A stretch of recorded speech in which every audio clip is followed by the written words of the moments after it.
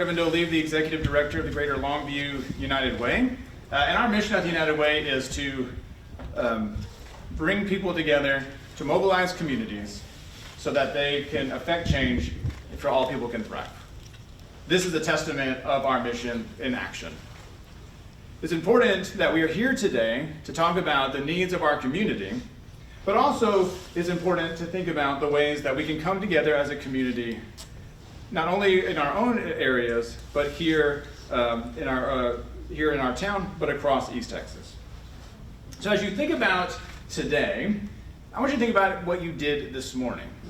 Many of you probably did not wake up this morning and having to think about whether or not you had to pay your electric bill or pay groceries.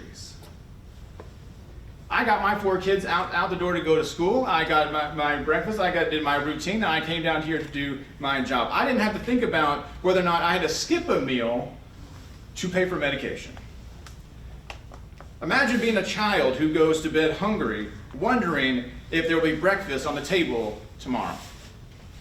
This isn't an imagination. This is a reality for all of our neighbors here in Gregg County and across East Texas. When we talk about the needs of our community, we may not have the full picture. We think that poverty or those struggling to make ends meet are located in certain places of town, or are just lazy and they don't want to work. And that is a gross misrepresentation of reality. Here at the United Way, we follow a metric called ALICE. ALICE means asset limited, income constrained, and employed. Our politician friends, and colloquially, people refer to them as the working poor.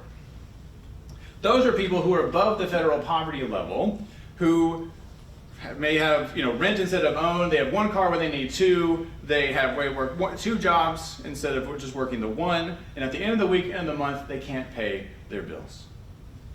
The problem with being in ALICE, not only can they not pay their bills, is that they make too much in the eyes of the government to qualify for WIC, TANF, and SNAP. If you take the poverty population and the ALICE population of Gregg County and put the 2 together, it's 44% of our county. 2 out of every 5 homes you drive past today can't pay their bills. It's 46% in Smith, Harrison, and Rusk. It's 47% in Upshur. It's 52% in Marion. This is the reality of what is happening right in our own backyard. In Texas, more than half of the children, 53%, live in households experiencing financial hardship. 19% of children in Texas fall below the federal poverty level. An additional 34% are ALICE. We have hardworking adults in households who go to work 1, 2, maybe some 3 jobs, and it doesn't mean that they can guarantee their financial stability. 37% of Texas children in households have 2 adults in the labor force, and they're still below the ALICE threshold. Children below the ALICE threshold often lack access to crucial resources like food and medication and doctors. But there's also 2.3 million children in Texas who fall below the threshold who don't participate in programs like SNAP. So while we have the record of what is happening in our community, it is well below the actual number. In Gregg County, 27% of children are on SNAP. That is over 1 out of 4 children. 1 in 5 children in America are on SNAP. 10% of adults over the age of 60 rely on SNAP. 1 out of every 5 adults in Texas are food insecure. 1 out of every 4 children in Texas is food insecure. And SNAP is not just giving food to people who need it so that they can have their stomachs filled. It also has an economic impact. For every dollar that is spent for SNAP, almost $2 come back in economic impact through grocery stores and jobs and strengthening our community. At the Greater Longview United Way, we support the efforts of what the city is doing, and we run a line called the Info Line of Gregg County, 903-236-9211. That phone line has been ringing off the hook the last couple weeks. We provide resources for food, rent, utilities, and prescription, but for the first time in a long time, the number one thing they're looking for is food. And it's not just people in Gregg County calling that number. Harrison, Rusk, Upshur, even Marion are all calling, can you find me a place where I can find food? Because if they've heard the news reports, they've read the paper, they see the storm on the horizon. Due to the government shutdown in Washington, SNAP benefits are not going to be renewed tomorrow. It'll be devastating for those families. SNAP is an essential program that bridges the gap from where people are to where they need to be to survive. The cascade effect to remove SNAP for so many families will be detrimental. It doesn't provide for all of their needs. Rather, it helps fill those holes, bridges that gap to provide for families and individuals with access to healthy, sustainable food to get them through the month, if not the week. SNAP ensures that our children are fed. SNAP ensures that our seniors don't have to make tough choices. Without SNAP, too many families will struggle to put food on the table. Too many families will have to sit at the kitchen table and decide whether it's going to be a food day or a rent day. They'll have to decide between whether they can provide food for themselves or have to have the blood pressure medication they need. Or the drastic choice of allowing my children to eat while I go hungry. Children will go to bed hungry without SNAP, and children who go to school hungry, we all know is detrimental to their education, their health, and their overall growth. Hunger doesn't discriminate. Hunger doesn't care what high school you went to, doesn't care how nice your car is, doesn't care who you voted for in the last county election. Hunger is an ever-present reality for too many children in too many families every single day. The removal of SNAP will make that worse, guaranteed. Now, I was born and raised here in Longview. I know what we do when a challenge arises. We come together to address the need, whether it's a storm or a flood or a tornado or a hurricane. East Texans care for their neighbors. We don't ask when a tree falls on a home. So how'd you get in this situation? We don't ask, what high school did you attend? We don't ask, are you here through the right door? We don't ask. We just start hearing the hum and the roar of chainsaws, cutting trees out of people's homes, food being handed out, water being delivered. We see a fellow neighbor and a human in need. We roll up our sleeves and we get to work and we tackle the problem. So that time is now. That time is now, Longview. That time is now, East Texas, to come together to support our neighbor, a neighbor you may never meet or ever see in your entire life. But it's time to come together to make sure our community is cared for, that our children are fed, and that we set them up for success, not for failure. Our local food pantries and nonprofits do so amazing and impactful work, but they can't replace SNAP. It was never designed to be the primary solution, but we have to support them in this time. Because when we feed the hungry, we're not just filling stomachs, we are building stronger families, healthier communities, and a better future for all of East Texas. Thank you.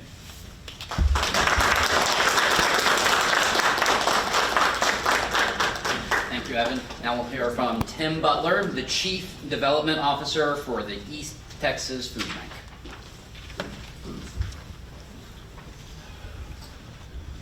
Morning, friends. Thanks for coming. As Richard said, I'm Tim Butler. I'm the Chief Development Officer with the East Texas Food Bank, but I'm not just representing us here. I'm representing our 12 partners in Longview, our 140 partners across East Texas. So together we've distributed 34 million meals last year.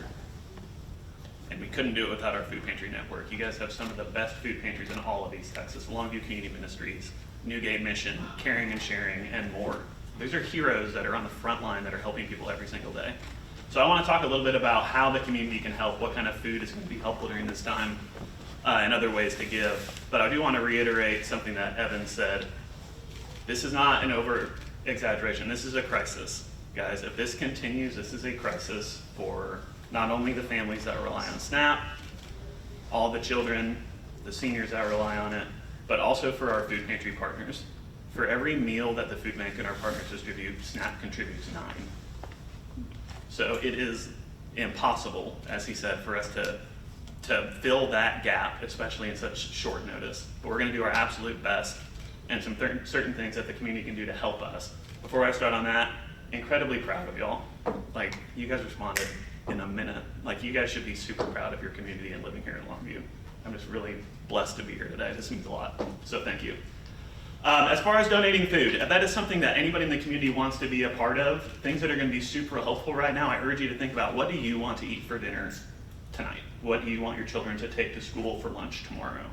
And those are things going to be filling and nutritious for you. So try to do shelf-stable proteins. We're talking about tuna, chicken, that kind of thing. Think about shelf-stable proteins like peanut butter. Those are the priorities. We usually get a lot of canned goods, surplus of canned vegetables. So let's try to focus on the proteins if we can. If you guys would like to donate food and help this great cause, please focus on those items. Those are great. Something that people don't necessarily know about the food bank, and even our partners, is we have superior buying power. We buy truckloads of milk at a time. We buy truckloads of peanut butter at a time. So if you guys go to the store and buy a can of green beans for $1, we could potentially buy up to 10 cans of green beans for $1. So if you have the means to give financially, I urge you to do so on the website here. It's longviewtexas.gov/food donations. There's a way to donate food there. Again, if that's what you'd like to do, we're more than happy to take it. It's going to be excellent. It's going to go to the right people. If you can donate funds, that's excellent as well. There's a donate button on that website. So again, just wanted to thank you all so much for joining the mission. But please don't forget, this is something that our partners are doing every single day. There are 18,000 families in Gray County alone that rely on SNAP. 18,000 individuals. 10,000 of those individuals are kids and seniors that have kids obviously have no control over their situation. Seniors are on a fixed income. So these are folks that really rely on these resources to get by every single day. But thank you so much for having me. Blessed to be here, and I really appreciate y'all. Thank you.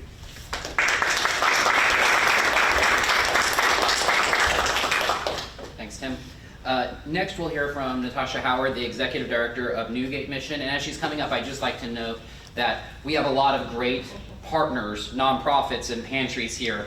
Natasha is representing those on the front lines doing the work, but it's not saying Newgate is the only one doing the work. We understand across the city there are great organizations who are doing this, and she's going to speak from a boots-on-the-ground perspective, if you will. Thank you so much. Thank you, thank you, thank you, thank you. Yes, and so as an agency that does serve people, it's very emotional sometimes when you see people who've never had to look for resources, or who don't know how to do it, or they're nervous, or they're scared, they don't know who to talk to, and it's very enlightening when they come to you and they're like, what do we do? How do we do this? How often can we do this? What do you provide? Can I come every day? And you know, here at Newgate, just like Salvation Army, just like Highway 80 Rescue Mission, just like Longview Community Ministries, we are here to do what we do best, and that is to serve people. Our mission is very specific, as so are some of the other organizations, but we want to help everyone. Often we see people who come, and like they said, sometimes do I pay my water bill or do I get a meal? Do I do this or do I do that? So at Newgate, as these other organizations, we're here just to make the scales even. We're here to help supplement incomes. We're here to help feed your children. At Newgate, we offer hot meals. We do a lunch run, and so we honestly feed close to 350 meals go out a day.